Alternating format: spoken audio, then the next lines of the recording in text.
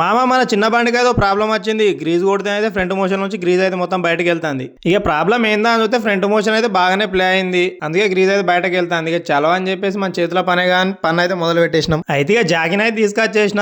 Direct Jackie పెడితే set కాదని చెప్పేసి జాక్ కింద పెట్టినకి అయితే ఇటుకలు అయితే తీసుకొచ్చేసిన. అయితే జాకిన్ అయితే పెట్టుకుని టైట్ వేసుడు అయితే మొదలు పెట్టిన. కానీ చేతుల్లో అయితే టైట్ అయితే లేదని చెప్పేసి జాక్ రాడ్ని అయితే పెట్టుకొని టైట్ వేసి మొత్తానికి అయితే ట్రాక్టర్ ఫ్రంట్ అయితే పైకి లేపేసిన. మీ ట్రాక్టర్ కూడా ఫ్రంట్ మోషన్ అనేది ఇలా సౌండ్ వచ్చినప్పుడు అయితే మీ ట్రాక్టర్ కి మీరే మెకానిక్ గా మారి మీ ట్రాక్టర్ మీరే రిపేర్ చేసుకోవచ్చు. ఎలాగో మన వీడియో చూసి అయితే తెలుసుకోండి. అయితే ఇక 18-19 నెంబర్ రింగు పాన పెట్టుకుని అయితే నట్ల అయితే మొత్తానికి కింద మీద వాడైతే లూజ్ చేసినాం. ఇక నట్లని తీసినాం కదా సంబరం అయితే పడిపోవద్దు మామ. ఎందుకంటే కింద ఉన్న థ్రెడ్డింగ్ తో ఉన్న హోల్స్ లా వేసి నట్ల అయితే టైట్ చేయాలి. టైట్ చేస్తే మనకు బిల్ అనేది గ్యాప్ వస్తుంది. ఇక గ్యాప్ వచ్చింది కదా అని చెప్పేసి నట్ల అయితే అట్లా ఉంచడానికి అయితే వీలేదు మామ. ఎందుకంటే దాని వెనక సైడ్ ఉన్న బిల్లని తీయాలంటే నట్ల అయితే ఖచ్చితంగా తీయాలి. అప్పుడైతే నా ఎంషేప్ బిల్లని అయితే తీయడానికి అయితే వీలవుతుంది. ఇక నట్ల అయితే తీసేసిన తర్వాత మెల్ల స్కూలర్ పట్టుకొని అయితే ఎంషేప్ బిల్లని అయితే తీయాలి మామ.